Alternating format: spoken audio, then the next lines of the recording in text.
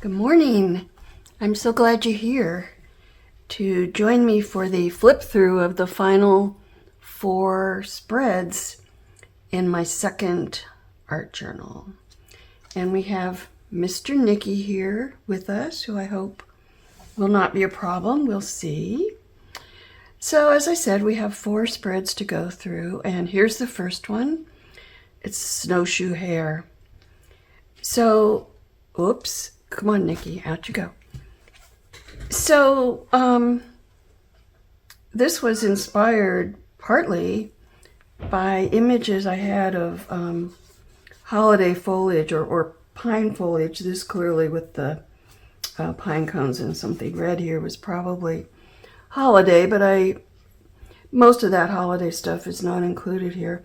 But I think the pine branches made, and the holiday stuff pointing me to winter, made me think of the far north winter animals and the snowshoe hare. So I did these 2 drawings of a hare and decided to combine all these things together in an art journal spread.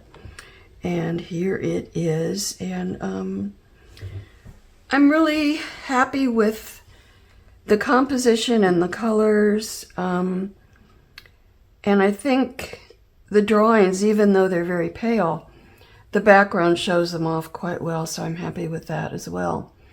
The text, I wrote in white Posca pen here, but I'm not able to read it at this point. It is very pale against the background, which is also somewhat pale, but I'll just assume that what I wrote there was in praise of snowshoe hares. I also used the Posca pen for a few little snowflakes, which also have pretty much faded.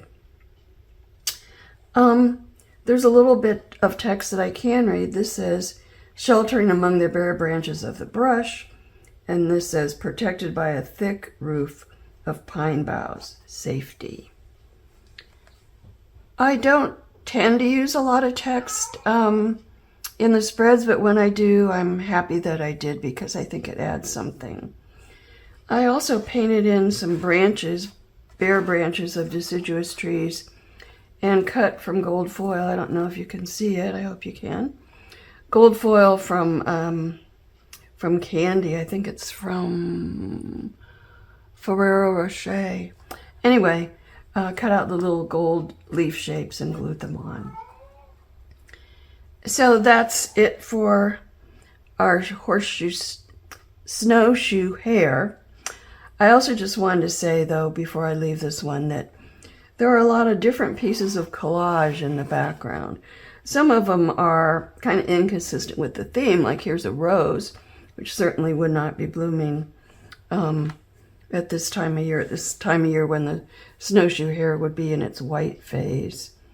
But I do have a lot, and here's a little piece here, a little piece up here, a little piece up here. And I think often those tiny touches of collage really add a lot. So our snowshoe hare, oh, and there's a border just of brown dots. I really like dots. I started out using them a whole lot, and then I decided to pull back from them, and I think now I'm in the process of going back to them again. So here's the next spread, and this is Masa paper in the background, and I think I talked about Masa paper back with this one with the beavers, because this is moss paper in the background as well. So it is a lovely paper with a velvety nap on one side and smooth on the other, and when I use it in the background, I use it because I want to use watercolor on it. So I would do, or I did the collage that would end up behind it. Sorry. Yeah, I think that's right. The collage that would end up behind it, and then sealed it with some matte medium. But then, for the Masa paper itself, I just tore out the piece and put adhesive on the back of it and where it was going to lie, carefully folded it down, and pat it in place with absolutely clean hands, because I did not want to get any of the matte medium on top of the masa paper, because it would repel the watercolor that I wanted to use on it. So once everything was dry, I was able to put the watercolor on, and worked out beautifully. Then I could proceed. Oh, then I had to spray it with fixative, because more matte medium, which I would use for more collage, matte medium is water-based when it's wet, and it would possibly pull up the watercolor. So I sealed it with fixative and then proceeded with the rest of the collage around here in this flower. And the bird is painted separately on a piece of deli paper. You can vaguely see the little halo of deli paper around him. Ripped out close to the bird, glued it on, and then I used line work to create what I intended to suggest as a nest. And then the final part was these two beautiful old, I don't know if they're antique, but vintage actual mother of pearl buttons, which you can't glue anything much thicker onto a spread in a journal or it won't close very well at all. But I was able to use the buttons just fine. And then there's this piece of text here, and I did not use it for what it says. I have no idea what it says. I used it for the visual texture and the color. And then here's another case of a small piece of collage, and another one here, and another one here, and another one here. Really potentially adding a lot to the piece. You may notice some pencil writing. There's a little bit, it just identifies the types of flowers. Bachelor button, scabiosa, pansy, scabiosa, ranunculus, and so on. And most of these collage images are actually from a catalog that's one of my favorite. It's the Sundance catalog, and they have gorgeously designed pages, and I raid them for these beautiful bits. This was from it too, and this, and this. Anyway, okay.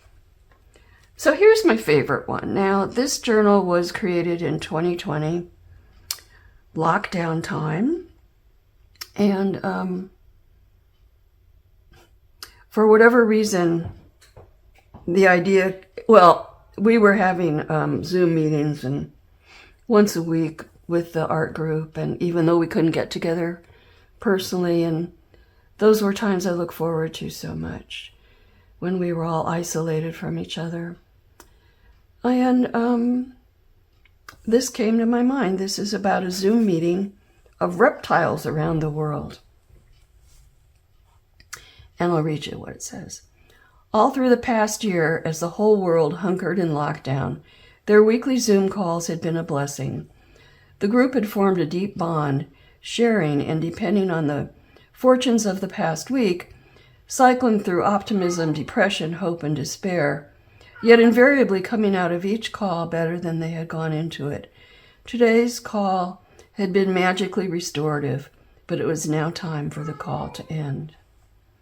Croc, languishing on the lonely shore of Elephantine, a small island in the Nile lately devoid of visitors, quipped, "See you later, alligator."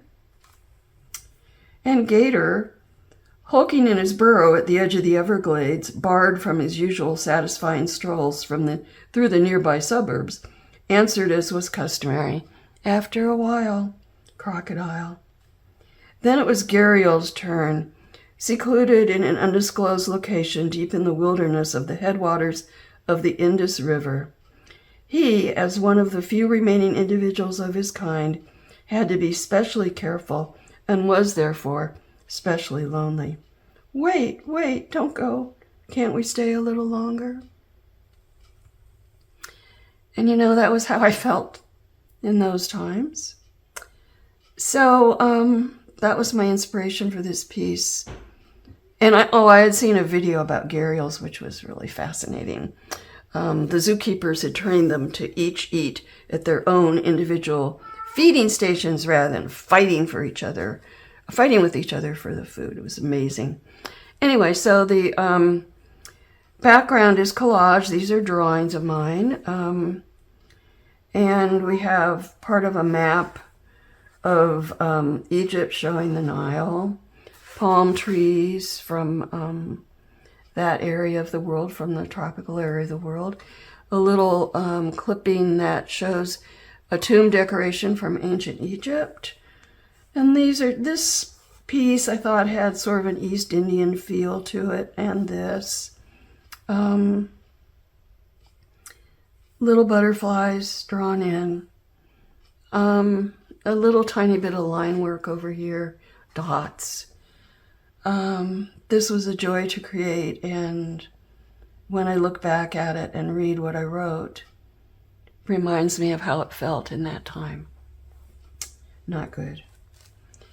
I just wanted to also mention the text. So I I keyed this text into the computer, sized it, and set margins, so I thought that the printed piece would work well, and then printed it on my inkjet printer, sprayed it with fixative, and adhered it with matte medium. So that is that for this one. As I'm looking at it, I'm kind of wondering how I got these nice edges on what was clearly drawn. And I can see that it was drawn on a separate piece. They were all drawn on a separate piece of paper. And then I ripped them out very close to the drawing. And after I adhered them, I can see that I went around each one with paint to match it as best I could to the background. So that was quite an effort, but worth it. And I really think the effect is wonderful. So our final spread is actually the covers. Oops. And this journal, as I said in one of the previous flip-throughs on it, is broken in half. Sadly, I don't know why. Okay, so the covers I always do last. And I had this painting, which I think was a watercolor, but I'm not sure. Anyway, I had this painting of the 3 tropical birds. And I used parts of the painting, specifically with the birds in it, and some with the foliage. And then I extended the foliage from the drawing or from the painting out into the background.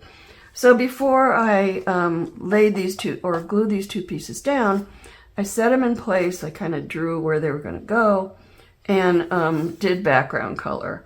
Then I put these on, adhered them with the matte medium. I added text in the background, and then, as I said, I extended the painting into the background also.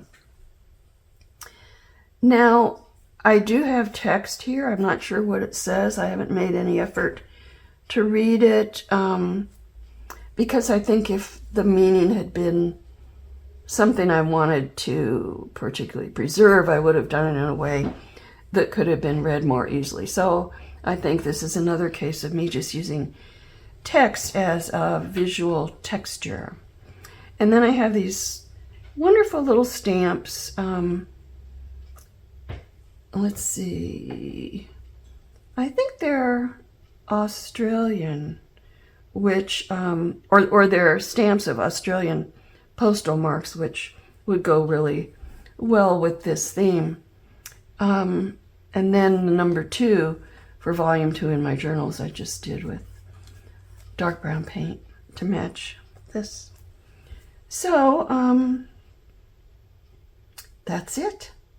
It all brings back memories, wonderful memories, and I still, 5 years later, love doing the art journaling. I guess I should mention that these are little ceramic leaves that I made.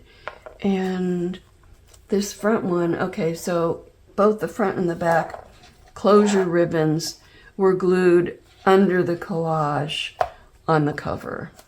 And then this is just decorative. And then the ends of the ribbons are decorated with these. Sadly, this one has a chip. But that's what happens. That's what happens. But the colors go really nicely. I love these colors. Okay, so looking at this, I'm getting all inspired to do the next spread in my art journal, which I don't know what it'll be, but I know it'll be fun. So thanks for sharing with me. I hope this has helped you in some way in your own art journey. And I am planning for the beginning of the year a whole series of shortish videos on various aspects of art journaling techniques and so on. So I hope that will be of use also to you when I manage to get to it.